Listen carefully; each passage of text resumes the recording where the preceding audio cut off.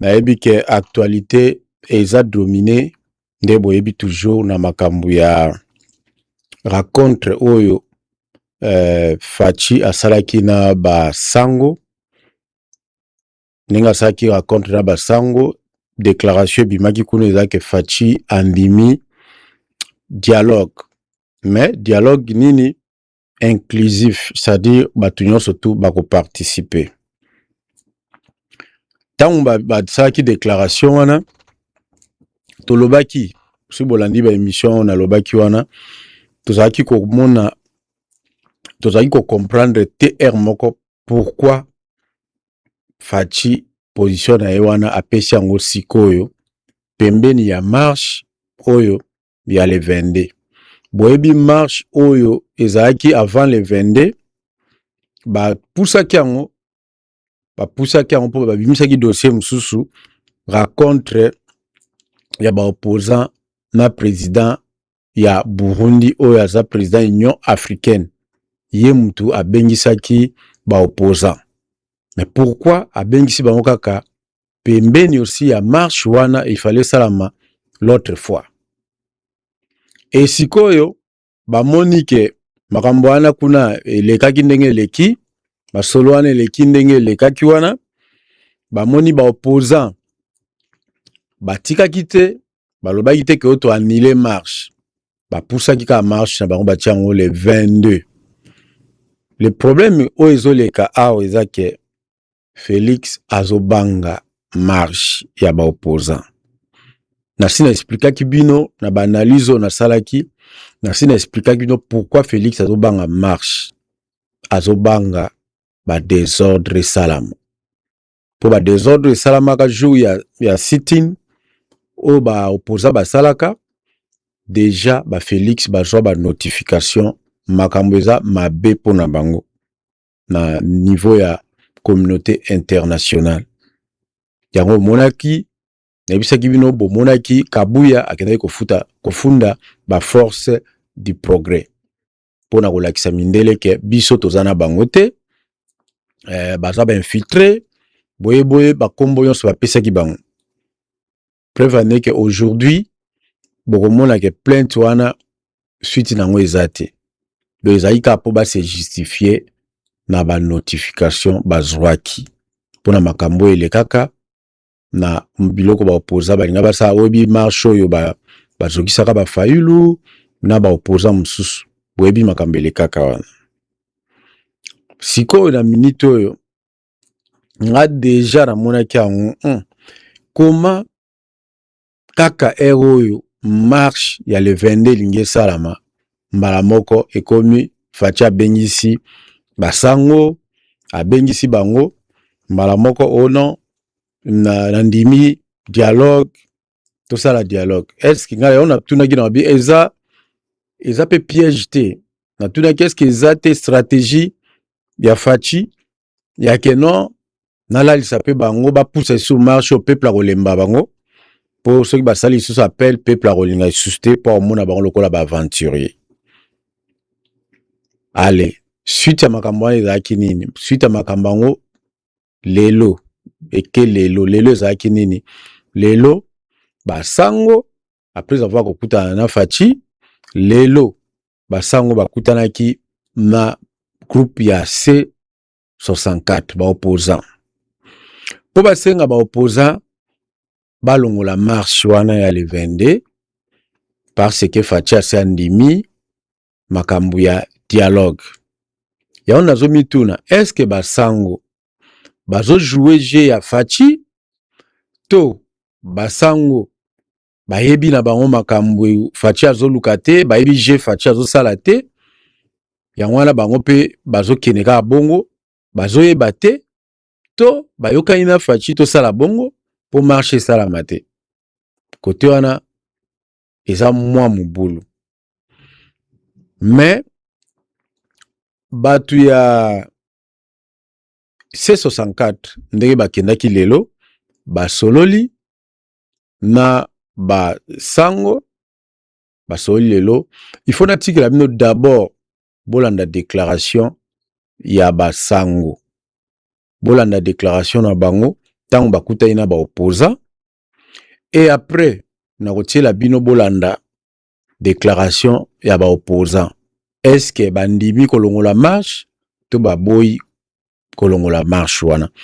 D'abord na kotiela bino bomona rencontre oyo ya lelo oyo esalami entre ba opposant na basango. Donc basango après avoir kokutana na Faci bakendaki kokutana na ba opposant po basenga bango balongola marche po bakota na idéologie kaka ya dialogue. Toke na tolanda nanu image oyo ya bandeko o bakutanaki bandeko basango bakutani na bandeko ya C64. Tolanda tozozonga po to continuer analyse et puis na ba élément mususu toza nango awa. Wana bozomona ezali esika basango bazalaka, bozomona Dos Ndombasi, bozomona Delice Sanga, bango wana ndenge bozomona bango wana. Bon, disons, c'est une rencontre qui fait suite à ce que vous avez tous suivi hier. Donc, l'annonce officielle du processus de dialogue national inclusif qui rentre dans toute la dynamique qui a commencé depuis Bujumbura et Congo-Brazzaville. Je crois que le cardinal l'a si bien présenté. Et à la suite de cette rencontre, il était question pour nous de commencer déjà le travail. Parce que avec le chef de l'État, nous étions mis d'accord pour que les deux églises, pour que la dynamique de la médiation commence déjà ce travail. Donc aujourd'hui, nous avions estimé nécessaire de rencontrer la partie de l'opposition parce que vous le savez qu'ils ont prévu une marche pour les 22 et au niveau de la médiation, il avait été estimé nécessaire d'aborder cette question avec cette partie de l'opposition pour obtenir le principe du report de cette activité. Pourquoi? Parce que nous estimons que dès lors le processus est déjà lancé, le processus du dialogue, et nous, dans ces rôles de médiation, avons l'obligation d'obtenir des uns et des autres leur engagement. C'est le signe et l'engagement qui montrent qu'ils acceptent d'adhérer et d'accompagner le processus qui vient d'être lancé. Voilà pourquoi nous avons eu le temps d'échanger avec eux. Ils ont posé des questions pertinentes de leur point de vue, notamment la question sur l'inclusivité, où ils voulaient comprendre dans quels termes le dialogue va se passer. Et nous avons pris suffisamment de temps. Ils ont aussi soulevé la question sur le sort de la Constitution. Donc vous savez que leur dynamique a été mise en place en rapport avec la question constitutionnelle. Et donc il était de notre devoir de rassurer. Et ça c'est un point important sur lequel je voudrais insister. Cette initiative prise par le président de la République et qu'il confie à juste titre aux églises d'amorcer, relève d'une dimension pastorale. Notre objectif, c'est de réconcilier le peuple, c'est de nous amener tous, fils et filles du pays, dans un cadre apaisé et consensuel où toutes les questions d'intérêt national seront abordées. Et donc, dès lors que ce processus est lancé, nous avons estimé, sans vouloir violer les droits ou la liberté des opposants, mais pour nous, c'est un engagement à prendre, c'est un signe qui doit prouver que, effectivement, le message qui a été lancé hier est accepté et bénéficie d'une appropriation nationale. Donc, on a commencé avec eux.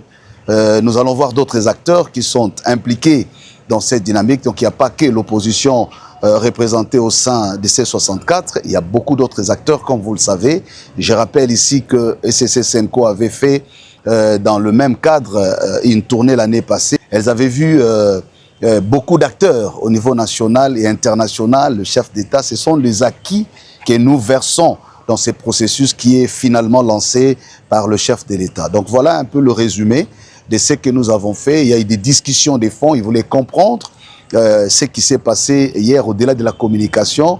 Nous avons échangé et le but, comme nous le disons, c'est d'apaiser, c'est de mettre en confiance que les Congolais s'approprient de ces processus qui donne espoir parce que processus porté par le chef de l'État et conduit par les églises, c'est déjà une dynamique importante à considérer en termes de symbolique. Lorsque le sacerdoce étatique se concilie au sacerdoce spirituel, nous pensons comme église, c'est déjà la voie du salut qui est en train de s'annoncer, et nous profitons de votre micro pour lancer justement cet appel à tous les fils et les filles du pays, comme cela a été dit, de pouvoir s'approprier de ces processus. Ce n'est pas les processus des églises seulement, mais c'est les processus du Congolais, du peuple congolais en général, et chacun de nous aura une contribution à apporter. Donc les uns les autres vont contribuer pour construire ces processus. Lorsque nous disons qu'il doit être inclusif, l'inclusivité n'est pas simplement un terme générique. L'inclusivité est une construction. Donc nous devons tous construire ou participer à la construction de cette dynamique inclusive, et c'est alors que nous pouvons voir une issue heureuse et bénéfique pour le devenir commun de notre peuple et de notre pays. Bon, je pense que c'est précipité, ce serait prématuré d'engager. D'abord ici, nous ne voulons pas que ça donne l'impression de contradiction. Le ministre Mouyaya, dans son rôle de porte-parole du gouvernement, a communiqué. Nous ne sommes pas en train de faire la guerre des médiations. Je pense que l'essentiel ici à retenir, c'est dans cette communication qui consiste à dire le chef de l'État a levé l'option d'engager le pays dans un dialogue national et inclusif. Ça, c'est le premier mot-clé. Deuxième mot, c'est que ce dialogue doit permettre la cohésion nationale, la réunification du pays et lancer justement le devenir commun. Troisième mot-clé, toutes les questions d'intérêt national seront débattues dans le cadre de ces dialogues pour que nous nous approprions en tant que nation. Je crois que c'est ça la communication essentielle à retenir pour éviter d'aller dans le sens des polémiques. Il n'y a pas de polémique à faire. Le chef de l'État a levé l'option d'engager le pays. Il veut le faire avec les églises parce qu'il est fils de l'église, parce qu'il est chrétien. Et figurez-vous qu'il y a un grand travail de fond qui a été fait. Je l'insiste encore une fois, lorsqu'il y a conciliation des vues entre les sacerdoces étatiques et spirituels. Donc ce n'est plus l'affaire d'individus, ça devient l'affaire de la nation. Et ce que nous attendons, c'est que les uns les autres se prédisposent à s'engager dans ces processus, parce que ce n'est pas le processus uniquement des églises, c'est le processus de la guérison de la nation, de la réconciliation, de l'unité nationale, pour que la paix revienne, pas seulement pour un temps, mais une paix durable en RDC et la stabilité dans la région des Grands Lacs. L'important aujourd'hui, c'est de voir ce que nous construisons ensemble comme nation. L'effort que nous avons, c'est d'éviter la subjectivation. Ça ne doit pas donner l'impression, voilà, ce n'est pas une compétition. Je crois que ce que l'ECC la CENCOM proposait était une contribution. Et si cette contribution rencontre d'autres contributions pour être aujourd'hui présentée en termes d'un processus national inclusif, donc de ce point de vue, je pense que c'est la nation qui doit gagner, c'est la finalité qui doit compter et non des particularités et des subjectivités. Voilà. Merci Bolandi.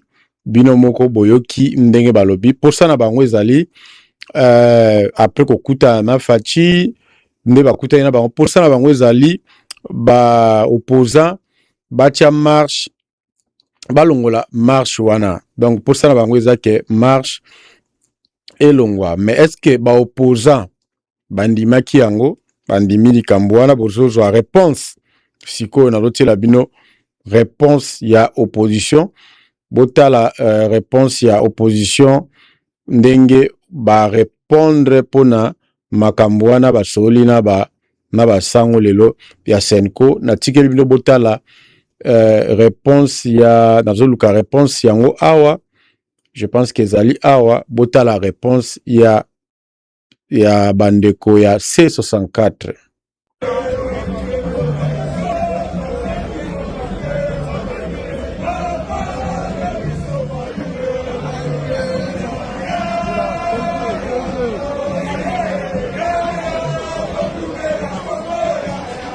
Il n'y a pas d'annonce. Maintenant la marche du 22 juillet. Nous demandons au peuple congolais de rester mobilisé. Le 22 juillet, la coalition Article 64 organisera sa manifestation. Voilà. La coalition article 64 maintient sa marche pour le 22 juillet. Voilà la déclaration. Boye Kibino Moko, marche est maintenue. Bango wana bazobima, les bomoni bango bazobima wana.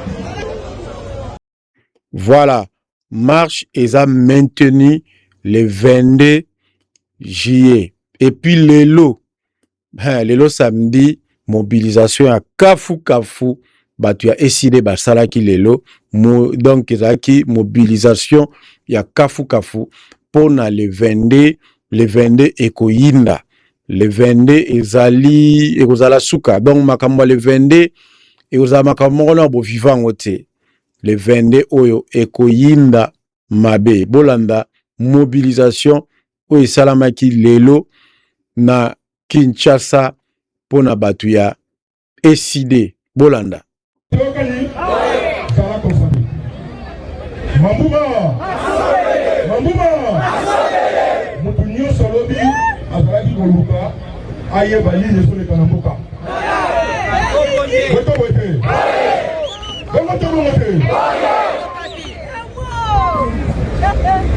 dans la côte de je suis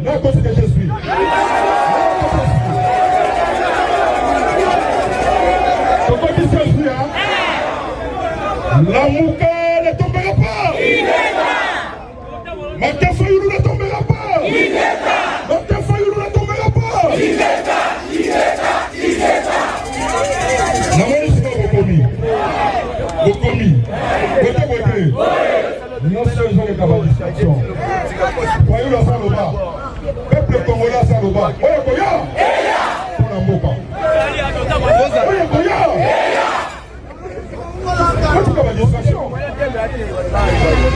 Résistance c'est important. Il faut avoir résistance. Oui. Connais mon antilobo. Connais un mot. Nana on va payer ça à 100 francs. Nana on va payer ça à 100 francs. Alors va qu'on s'en la gueule. Après il m'a calé ta politique.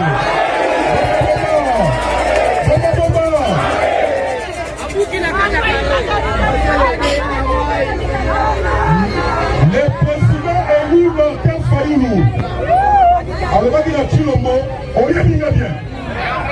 Donc, il doit être ce que Louki a changé de constitution, on peut couper dans la main de la nayo. Pas de aider. À couper la liberté de la propriété. À couper la liberté. Azaye Lomé, Tatawala.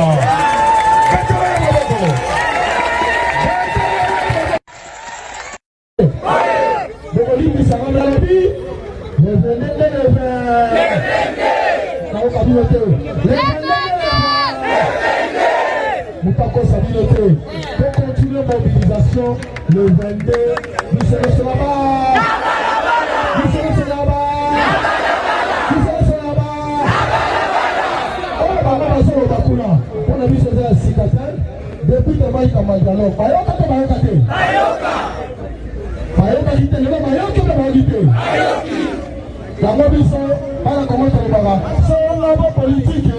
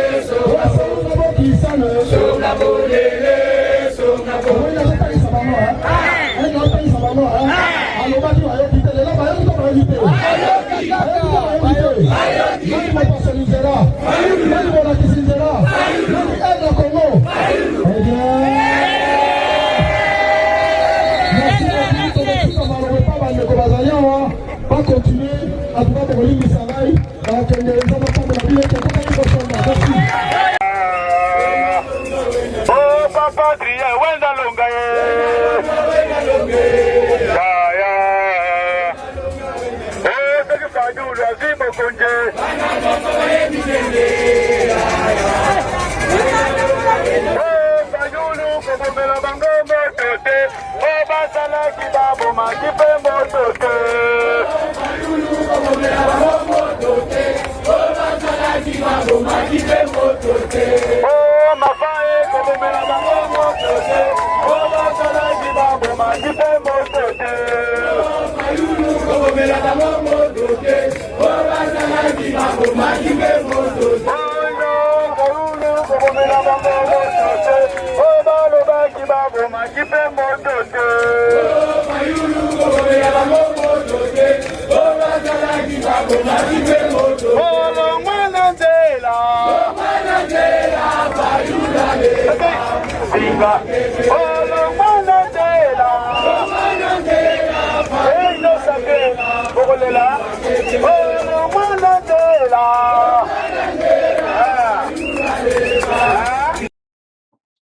Voilà.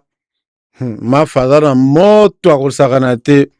Mafa moto mafa izo mata lisusu makasi bino moko bozomona ndenge eside baza ko mobiliser bozomona donc le 22 ekoyinda le 22 makambo yo dialogue eloko bato babosana eza boye marche ba marche oyo C64 sengaki ezalaki te kaka pona makambo ya dialogue C64 sengaki marche surtout pona makambo ya changement ya constitution yango nde esalaki ke basenga ba marche basala ba mouvement oyo ezalaki pona makambo ya dialogue nanu te donc sikoyo ye faci ake kuna kosola bango ke non nandimi dialogue mais il fallait le bamba moko a déclaré publiquement que ngala na ko changer sous constitution te makambo ya ba loi wana na yoki pe lokola na monaki publication moko awa natala soki na ko tiela bino publication wana na moni publication moko ba tieke cour soki pe cour constitutionnel wana ya bango ezongi sima natala nu bino moko bokotanga ngo je crois ezali awa eza image moko yango oyo nazozwela bino pour que botanga nzela moko na ngai bozomona yango wana nameka mpe ko pousse yango po bozwa moyen ya kotanga yango bien babi cour constitutionnel zela natala awa na pousse yango botanga balobi nini balobi bakomi awa balobi RDC Kinshasa quelques heures après l'annonce du dialogue de son côté. Après l'annonce du dialogue de son côté, la Cour constitutionnelle change de position sur les référendums. Bazomi tout na ba question na moni na publication oyo bakomi la Cour constitutionnelle de la RDC s'est déclarée incompétente pour statuer sur la loi relative au référendum.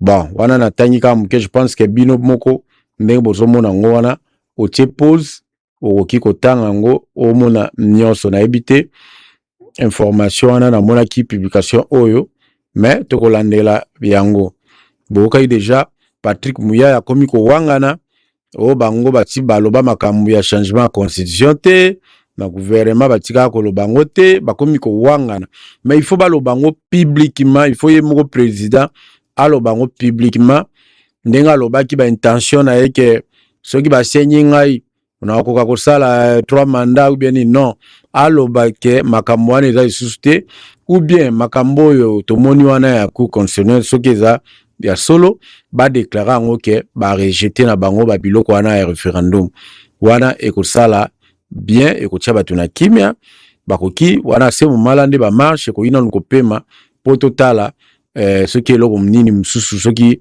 bêtise mususu to buzoba mususu ekoyana sima comme ça batu babima ba sala marche mais pour le moment marche est maintenue parce que bango ba lobelaka makambo dialogue mais bazolo bate makambo ya constitution ke batiki ko changer constitution nanga pe Corneille nanga pe côté na ekuna yepe asali réaction na ye po na ndenge batu bazolo ba biloko ya non ba bon toyebi ke ba pesi bango ba sanction na oni tout ça mais boyoka bi nazo tikela bino botala bomona réaction nanga na makambo wana oyo ya ba sanction oyo bango bapesi bango nanga kuta lobi keza biloko basombaka yango kosomba ye akoki kobanga te et puis elakisi ke baza na force po bakoki kosanctionner n'importe qui te bolanda nanga o bapesi bato basanction te eza na ntina te eza basanction politique bato bosi bopesa biso sanction ya baaméricain bopesa biso sanction ya baeuropéen bopesi sanction ya Nations Unies bokondane biso à mort eloko etikali ezani eza kobunda mpona koexiste yango kaka ke notre lutte est existentielle mpe tokobunda tik na suka boyebi suka ezali wana donc sanction wana epesi yo molende mpenza ya kokende ti na Kinshasa est-ce que basanctionnaka n'importe qui sanction ezali opportunité po bayebi ke mutu wana nde aza kosala nani asanctionne turo Nations Unies tolakisi bango ke non Nations Unies eza na programme mosusu babengi programme ya environnement ya lutte contre le changement climatique yango tozali kosala bazo sanctionner bato il ne faut pas ko sanctionner bango mais ezali ba sanction basombaka ngo na mbongo oyebi yango bino nyonso eza eloko te bobanga te to continuer kobongisa ville na biso to continuer misala na biso surtout to continuer na révolution o bapesi bato basanction voilà bouti kolanda corner nanga basanction basombaka yango mais soki bosombi basanction tina nango eza nini parce que jamais oni oya kobunda et récupérer Goma et pesa Fachi zwa Goma oni oya kobunda te et zwa Bukavu zwa Bukavu il faut biso moko Congo il faut gouvernement Fachi bo bunda nde bo kende kozwa mboka wana et bo ba sanction ne kosala iloko moko te et dans l'angle sans effet ils ont importance moko te et ça la biloko ndenge nanga lobi wana ya koluka kosomba kopesa mo ba finance quelque part ou bien nini po ba publier quelque part ba sala boy biso to ana besoin bo bunda bo kende ko récupérer mboka ezonga mobimba bon en tout cas nazana makamso ebele penda ko lobate parce que o ezali na okaka mwelo ka muke po bozwa quand même situation suite ya situation o eleka ki déjà lobby boyebi makambo eleka ki lobby ya déclaration à Fachi ndenga pesa ki yango basango ke ako ndima siko donc andimi makambo ya dialogue inclusif ya ngwana lelo to landela quand même suite nango toyoka côté ba opposant eza ndenge nini mais je pense que bosi ba détail na vidéo oyo en tout cas bozala bien tokutani mbala sima bayo échoué voilà là. Alors, à tous les amis, Johnny Maj is the King. J'ai confirmé, j'ai vécu ça. C'est impeccable, c'est incroyable, mais je ne savais pas. C'est un privilège de connaître Johnny Maj et d'avoir les images avec Johnny Maj. Ouh, je suis très honorée. Bravo, Johnny Maj. Babi Maramba Mikolo, Totikela Mikolo. Je dis, ma sola va grand, et ça, Johnny Maj. Johnny Maj, les prix. Number one na makamboyo. Johnny Maj TV. Donc balobi donc to sangisi ba oyo donc to mesure bango donc bakokana Johnny Maj TV te. Merci na Johnny Maj pour yende mafuta. Tu peux Johnny Maj na retard et puis mafuta on nga obimisango. Oyo kangwa ici. Toi na Johnny Maj TV ya yi moko Johnny Maj monter ma partie ça tumba. Johnny Maj beti bango fimo. Shikats.